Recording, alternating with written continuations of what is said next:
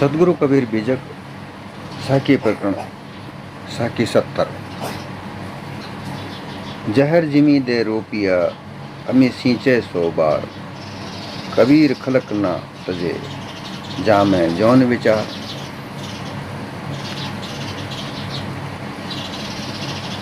इस साकी के द्वारा सदगुरु कबीर ने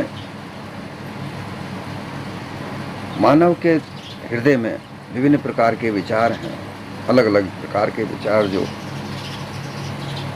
समाये हुए पड़े हैं। उन विचारों में कहीं एक मत नहीं होता है, अलग अलग प्रकार के विचार होते हैं। जैसे जिसके हृदय में विचार होते हैं वो उसी तरीके का कार्य करता है। इसी बात को समझाने के लिए सदगुरु कबीर ने यह साकी कही। जहर जिमी दे रोपिया, जिस प्रकार से जहर विष, जिस वृक्ष से विष निकलता हो, जिस फल से विष निकलता हो, अगर उस वृक्ष को, उस पौधे को जमीन में रोप दिया जाए, लगा दिया जाए, और अगर उसे अमृत से सींचा जाए तो भी उसमें जहर का असर खत्म नहीं होगा, वो जहर ही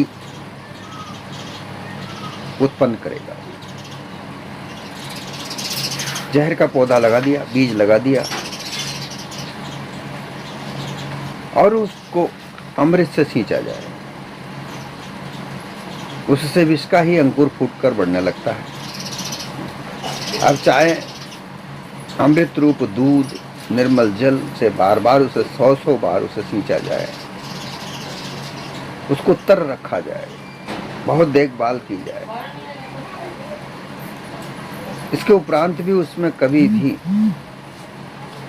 अमृत फल नहीं लगेगा। अगर उसमें फल लगेगा तो वो विष का ही फल लगेगा, विनाशक ही होगा। विष वृक्ष में अमृत मिलने का कोई कारण ही नहीं बन सकता। बीज वृक्ष के समान ही फल लगता है। यदि सांप को दूध पिलाया जाएगा तो उसका जहर और भी अधिक बढ़ेगा। सर्प के अंदर जो विष बनता है वह भी उस सर्प को खाना, जिस प्रकार से वो खाना खाता है, ज्यादा खाना खाएगा, उसी से उसका वो जहर उसके एकत्रित होता है और फिर वो जहर उसी के शरीर को जलाता है। उस जलन को, उस तपत को मिटाने के लिए वो चंदन के वृक्ष पर जाकर लिपटता है। इसी तरीके से इस संसार में जो संसारी जीव हैं, अपना हट पक्ष, दुराग्रह कोई नहीं छोड़ता है। जिसमें जैसा विचार मानेंदी दृढ़ हो रही है वही वह जीवन भर पकड़ के रहता है। अलग अलग प्रकार के विचार मानव में अपने अपने अलग अलग होते हैं। जहर का अर्थ यहाँ पर विरोधाभास भी होता है। गुरुआ प्रपंची लोग अपनी मिथ्या वाणी का निर्माण करके, कल्पना का उपदेश देकर, अनुमान को बढ़ाकर इस संसार में अलगाववादी विरोधाभास पैदा करते हैं। अगर कोई व्यक्ति सच्चे रास्ते पर चलता है, उसे वो भटकाकर छल कपट पाखंड के रास्ते पर रखते हैं।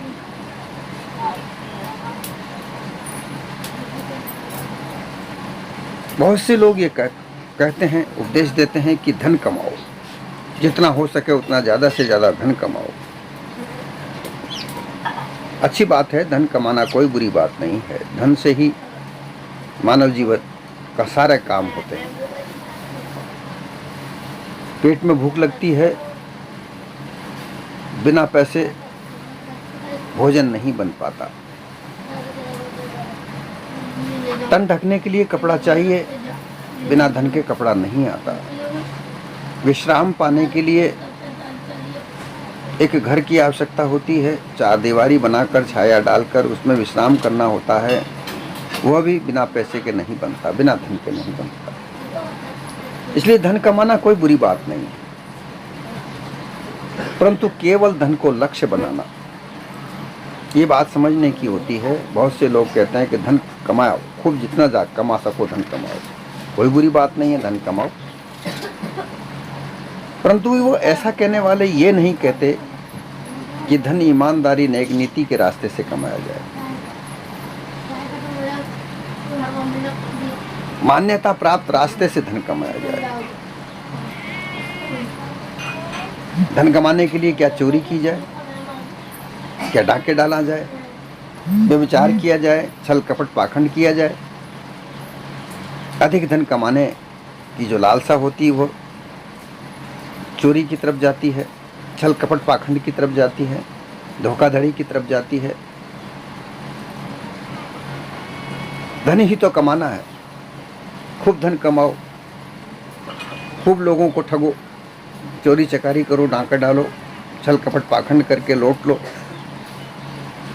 ये धन कमाने का रास्ता सही नहीं है। धन कमाने का रास्ता नेक नीति, ईमानदारी का, नौकरी चाकरी करके, खेती बाड़ी करके, व्यापार करके, अच्छा नेक नीति का रास्ता जो संसार में मान्यता है, जिसको कानून भी मानता है, ऐसे धन कमाने के जो स्रोत हैं, जो साधन हैं, उनसे धन कमाने में कोई बुराई नहीं है। परंतु इनको कमाने के लिए, इस रास्तों को चुनने के लिए विद्या की आवश्यकता होती है। 14 विद्याएं कही जाती हैं, जिसमें संगीत विद्या है, संगीत सीखकर लोग धन कमाते हैं। खाना बनाने वाले लोग हैं, खाना बनाकर लोग धन कमाते हैं। शास्त्र लिखकर धन कमाते हैं, ज्योतिष विद्या सीखकर धन कमाते हैं, घुड़सवारी से धन कमाते हैं, युद्ध कला से धन कमाते हैं, विभिन्न प्रकार की सलाहकार बनकर धन कमाते हैं। ये सब विद्याओं से प्राप्त होता है। बिना विद्या के आधार पर कोई धन नहीं कमाया जाता। विद्या और अविद्या दो प्रकार की है। विद्या जो मान्यता प्राप्त है, संसार में इसकी मान्यता है, गैर कानूनी नहीं कही जाती। अविद्या में चोरी, ठगोरी, नाका डालना, छल कपट पाखंड करना, इनसे धन कमाना, ये अविद्या है। अविद्या अज्ञान का रास्ता है, विद्या ज्ञान का रास्ता है। अगर धन कमाने का लालच रखा जाए, केवल धन कमाने के ऊपर अपना ध्यान केंद्रित किया जाए, तो वो अविद्या से भी धन कमाएगा। और यही रास्ता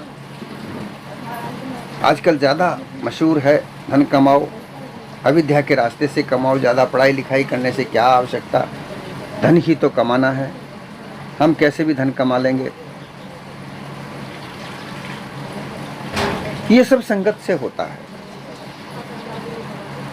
जैसी संगत करोगे, जिस व्यक्ति की संगत करोगे, वैसे ही गुण तुम्हारे अंदर प्राप्त होगा। जुआ खेलने वाले से के साथ संगत करोगे, जुआ खेलना, उससे भी धन का आवागमन होता है। कभी हारते हैं, कभी जीतते हैं। चोरी से भी धन मिलता है, लूट कपट छल से भी धन मिलता है, परंतु ये अविद्या है। ज़्यादा से ज़्यादा धन कमाने के लिए लोगों को छल कपट पाखंड करना होता है। ये संगत रूपी जहर है। जिस व्यक्ति की संगत करोगे, अर्थात जिस पौधे को, जहर के पौधे को अगर आप लगाओगे तो उससे जहर ही उत्पन्न होगा। उसी प्रकार से तुम जिस प्रकार के व्यक्ति के साथ संगत करोगे वैसा ही फल तुम्हें मिलेगा। उससे तुम्हें अच्छी संगत नहीं मिलेगी। अगर कोई कुकर्मी, कुधर्मी, अविचारी लोग हैं, उनके साथ आप संगत करोगे तो कभी उनसे अच्छे विचार नहीं प्राप्त कर सकते, आप छल कपट प्राप्त कर सकते हो। इसलिए यह बात सदगुरु कबीर की जो ईसाकी बड़ी महत्वपूर्ण है कि जहर जिमी दे रोपिया हम नीचे सोवा। अगर आप संगत किसी जुआरी की करते हो और अगर ये समझो कि जुआरी के साथ संगत करके तुम एक बहुत अच्छे विचारक बन जाओगे, नामुमकिन है। जुआरी की संगत करने वाले जुआरी ही बनेंगे, क्योंकि तुम्हें जुआ की कला ही सिखाएगा।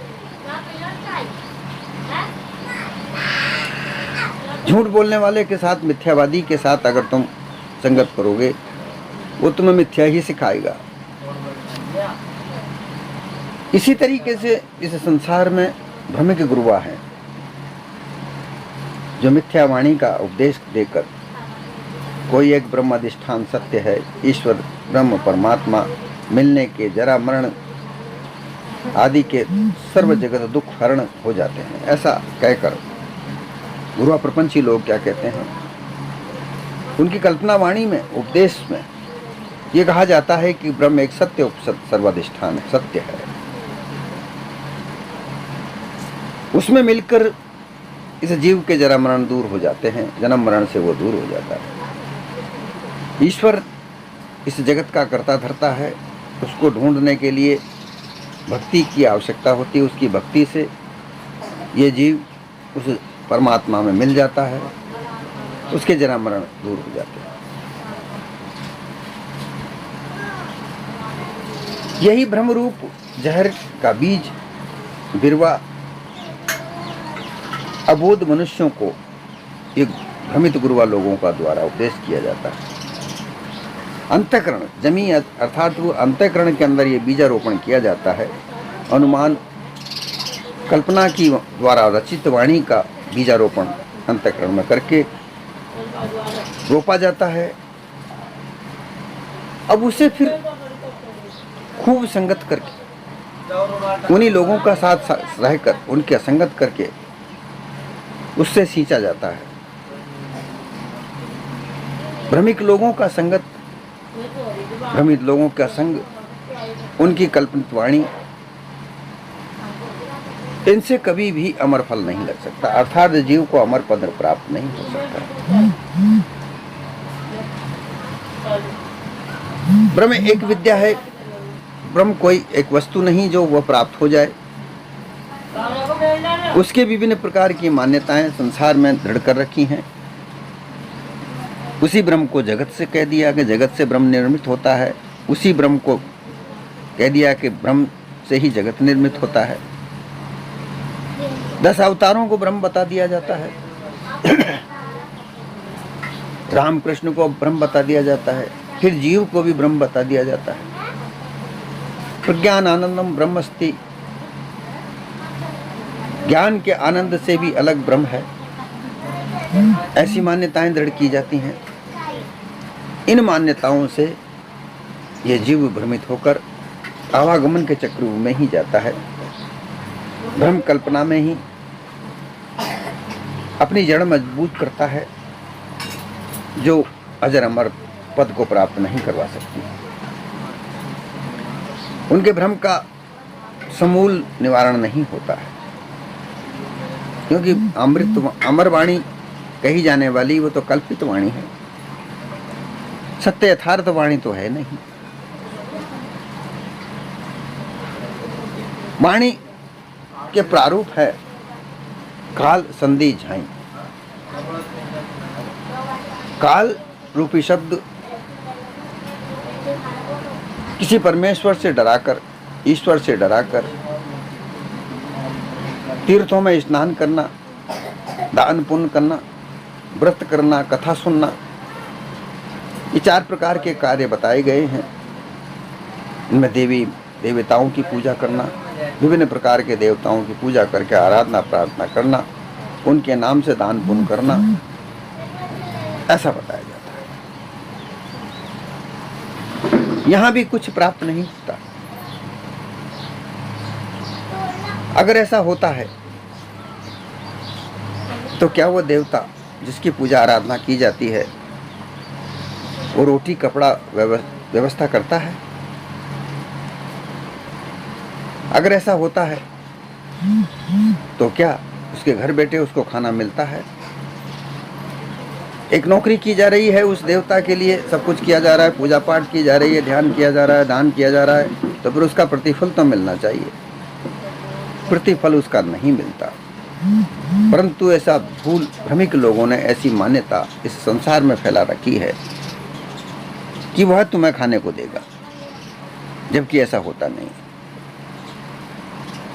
मानव खुद अपने कर्म करता है, उस कर्म से अपने आप का भोजन कपड़ा की व्यवस्था करता है, क्योंकि अपने कर्म के अनुसार वह अपना कार्य करता है। जैसी उसके अंदर कला है उस कला के आधार पर वो कार्य करता है। उस कार्य से उसको धन प्राप्त होता है, उस धन से ही उसको रोटी कपड़ा और मकान की व्यवस्था होती है। परंतु भ्रमिक लोग अब जो अपने आप को गुरु का दर्जा बनाकर संसार में विचरण करके ऐसी अनुमानित कल्पना में लोगों को उलझाकर केवल वो अपना धन कमाने का साधन बनाते हैं, सत्य यथार्थ ज्ञान उनके पास है ही नहीं। वह जीव का आवागमन नहीं मिटाते। ऐसे भ्रमिक लोगों के साथ संगत करके भ्रमिकता ही प्राप्त होगी, सत्य यथार्थ ज्ञान प्राप्त नहीं होता। काल के भय से ये मानव जीवन, पूरा जीवन काल के भय में दबा हुआ, डरा हुआ, सहमा हुआ व्यतीत हो जाता है। फिर आती है उपासना, इसे संधि कहा जाता है। संधि का मतलब होता है किसी के साथ में मित्रता कर लेना, मान लेना, समझौता कर लेना। यहाँ भी भ्रमित गुरुआ लोग, प्रपंची लोग होते हैं। वह एक संधि का प्रारूप बनाते हैं कि वह ईश्वर संसार को रचने वाला है, उसके बगैर किसी प्रकार का कोई कार्य नहीं होता, वही पालन करता है, वही मारता है, वही रचता है, वही बिगाड़ता है। उसकी आराधना प्रार्थना करके ही हम सुख देख सकते हैं। ऐसा कल्पना वाणी से मर्यादा बनाकर इस संसार में फैलाकर संधि मानकर उपासना करते हैं।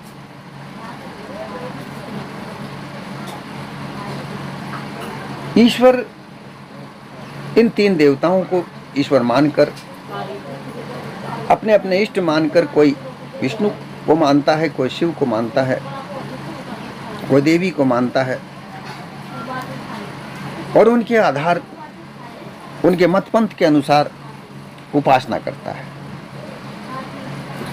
परंतु वहां भी कल्पना के अनुकूल ही कार्य होते हैं, सत्य यथार्थ वहां भी नहीं है। वहां भी उन्हें सत्य यथार्थता प्राप्त नहीं होती, अनुमान कल्पना में ही मानव जीवन चला जाता है।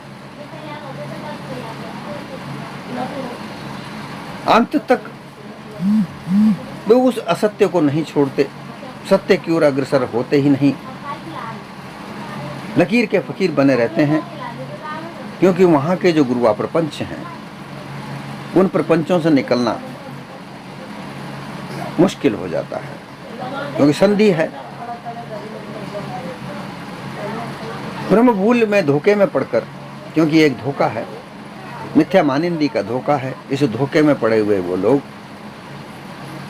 उस मिथ्या मानिंदी में बंधे हुए आवागमन के चक्रों में जाते हैं, क्योंकि उनकी आवागमन मिटता ही नहीं है।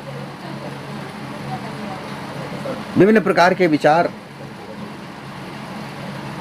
ईश्वर को देखना है, ब्रह्मा विष्णु महेश में से बड़ा कौन है, कहाँ रहते हैं, हजारों साल पहले वो इस धरती पर हुए होंगे, अपने जीवन काल में उन्होंने कुछ कार्य किया होगा, परंतु उनको आज ढूंढना, आज कहाँ मिलेंगे, क्योंकि इस संसार में जो आया वो यहाँ से छोड़ कर गया, उसका देह छूटा। परंतु फिर भी ये जड़ाध्यासता है, जड़ता का ध्यास है।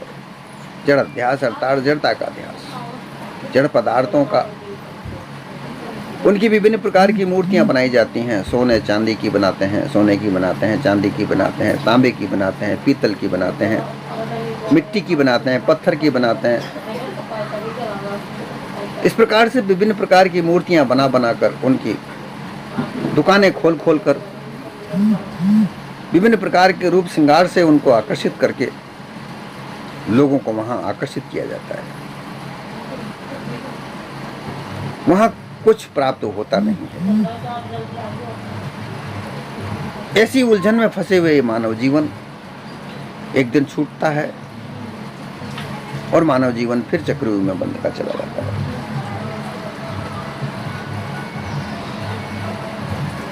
फिर एक जहर है विषय भोग का।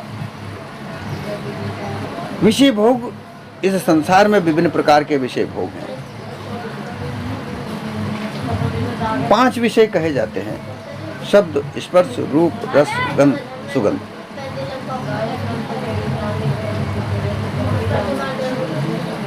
शब्द ये कानों से सुना जाता है, मुख से बोला जाता है। रूप आंखों से देखा जाता है, इसको देखने के लिए पांवों से चल के जाया जाता है। स्पर्श त्वचा के द्वारा स्पर्श होता है, हाथ के द्वारा स्पर्श होता है। रस जिह्वा के द्वारा प्राप्त होता है, लिंग के द्वारा निकाला जाता है। इस प्रकार से इस 5 विषयों में ये देह है, ये छूटती नहीं है। 5 विषय संसार में मानव देह के साथ हैं, परंतु इनमें विकार, काम, क्रोध, मद, लोभ, मोह के आधार पर इनमें विकार पैदा होता है। कामी, क्रोधी, लालची, ऐसे लोगों का संगत करने से काम, क्रोध, लालच ही बढ़ेगा और ये विषय विकार ही बनेगा। अगर कामी, क्रोधी, लोभी, लालची लोगों का साथ संगत करोगे तो कामी, क्रोधी, लालची का ही अंकुर फूटेगा। बीजारोपण काम, क्रोध, मद, लोभ, मोह का ही होगा। अब उसको अंतःकरण की भूमिका में, अंतःकरण की भूमि में प्रविष्ट करके वहां अगर रोपा जाए, वहां अगर उसको बीजा जाए अर्थात बोया जाए तो काम, क्रोध, मद, लोभ, मोह ही बढ़ेगा, विषय का विकार ही बढ़ेगा और यह विषय विकार ही मानव जीवन को सरलता की तरफ नहीं ले जाता।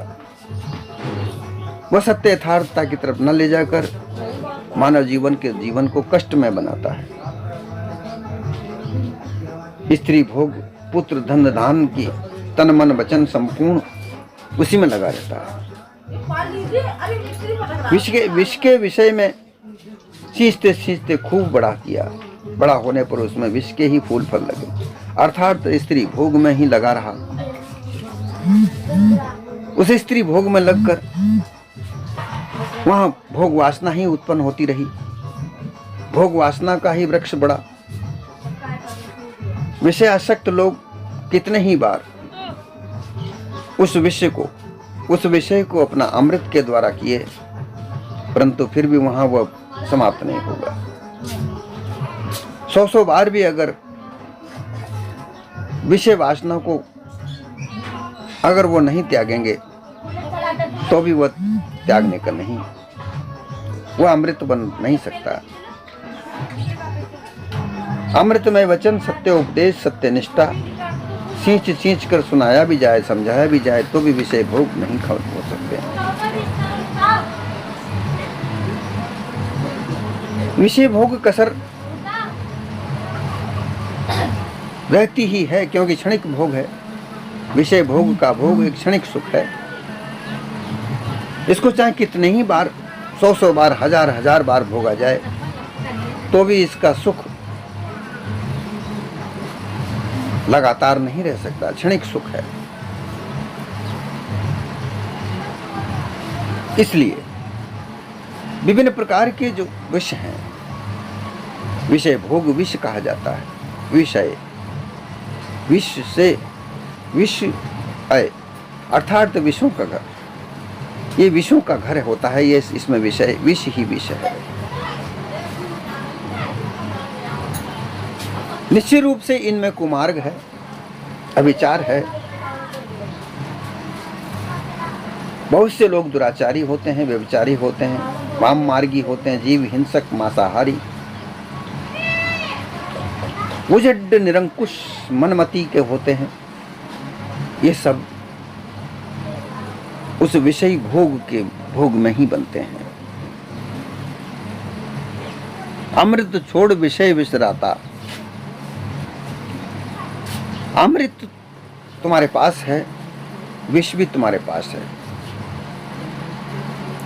परंतु जब तुम अमृत का संग करोगे तब तुम्हें अमृत प्राप्त होगा। विषय का विष का संगत करोगे तो विष ही प्राप्त होगा। इसलिए सद्गुरु यहां कहते हैं कि यहां पर यही साखी इसीलिए कही जाती है कि जहर जिमी दे रोपिया। तुमने तो संग विषय का किया, विष का किया, जहर का किया, तो जहर ही तो पैदा होगा। तुमने अंतःकरण में जहर अर्थात विषय विष की कामाशक्ति को बढ़ावा दिया है। विष रूपी जहर को तुम्हारे अंतःकरण में बीज रोपण किया है, तो उसका जो फल होगा, उसका जो वृक्ष होगा, वो विषी तो उगलेगा। तुम्हारे अंदर भ्रांतियां ही तो पैदा करेगा, मिथ्या छल कपट ही तो पैदा करेगा, सत्य यथार्थ कहाँ पैदा करेगा? ये माया के चक्रव्यूह में ही तो उलझेगा, विभिन्न प्रकार के उलझनों में ही तो उलझेगा, दुखों के सागर में ही तो पड़ेगा। इसके विपरीत अगर तुम अमृत रूप अर्थात मृदु वचन, सत्यनिष्ठ निज वाणी का बीजारोपण करोगे, अर्थात काल संधि झाई से अलग हटकर सत्य यथार्थ ज्ञान का धारण करोगे, तो तुम्हें अमृत रूप वृक्ष मिलेगा और उस अमृत रूप वृक्ष में अमर फल मिलेगा। अर्थात तुम अपने निज स्वरूप को प्राप्त कर पाओगे। जब तुम निज स्वरूप को प्राप्त कर लोगे तो वहां फिर विष का जंगल भी उजाड़ हो जाता है। जहां अपने निज स्वरूप की प्राप्ति, किसी भी प्रकार का वन उपवन बगीचा अगर तुम लगाते हो तो उसमें लगाने वाले तुम हो। उस वृक्ष को देख करके तुम यह देखते हो कि यह वृक्ष मैंने लगाया है। अगर तुम उस वृक्ष लगे हुए वृक्ष को देखकर अगर तुम उसमें भूल जाते हो कि कितना बड़ा वृक्ष है, मुझसे कितना बड़ा हो गया है, इसमें कितने फल आ रहे हैं, तो तुम अपने आप को भूलोगे, जबकि वह वृक्ष तुमने लगाया है। और यही वृक्ष की धारणा है कि तुम कौन सा वृक्ष लगाना चाहते हो। तुम्हारे पास अमृत रूपी वृक्ष भी है और जहर रूपी वृक्ष भी है। बार बार सद्गुरु यही कहते हैं कि तुम अगर जहर का बीज रोपोगे तो जहर का ही पौधा लगेगा, वृक्ष लगेगा, उसमें जहर रूपी ही फल आएगा। अमृत रूपी अगर पारख बोध स्वरूप बीज रोपोगे तो तुम्हें निज चेतन स्वरूप की प्राप्ति होगी, अपने निज पद की प्राप्ति होगी। और जब तुम निज पद की प्राप्ति करोगे तो फिर तुम्हें और अन्य किसी वस्तु की जागृत करने की जरूरत नहीं, आवश्यकता नहीं, प्राप्त करने की आवश्यकता नहीं। उसमें अमर फल ही प्राप्त होगा, अर्थात तुम अपने अमृतत्व को प्राप्त करोगे। तुम अमर हो, अविनाशी हो, ज्ञान स्वरूप हो, यह स्वरूप तुम्हें प्राप्त हो जाएगा। आवागमन के चक्रव्यूह में से तुम निकल जाओगे, परंतु आवश्यकता है अमर फल के वृक्ष के लगाने की और जहर के बीज को उखाड़ कर फेंकने की। यही सद्गुरु कबीर का उपदेश है, ये इस पर ध्यान देना चाहिए।